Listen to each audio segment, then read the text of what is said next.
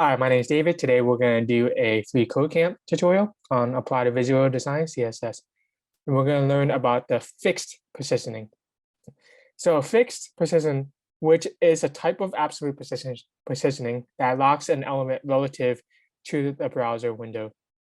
Similar to the absolute positioning, it's used with the CSS offset properties and also removes the element from the normal flow of the document.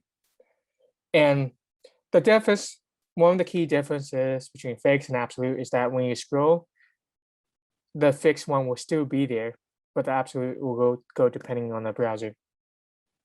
So for this exercise, navigation bar in the code is labeled with an ID of nav bar. So nav bar here, and we can see nav bar. Yeah. Change the position to fixed and offset it to 0 from the top and 0 from the left. So what we want to do is that we want to add it position fixed.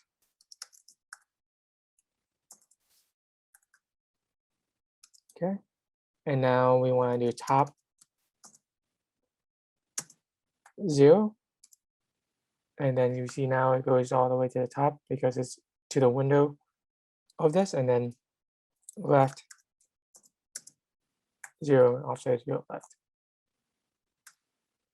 And now we can see that it's to the top of the browser. And then when we scroll down, it still stays there. And that should be it for this one.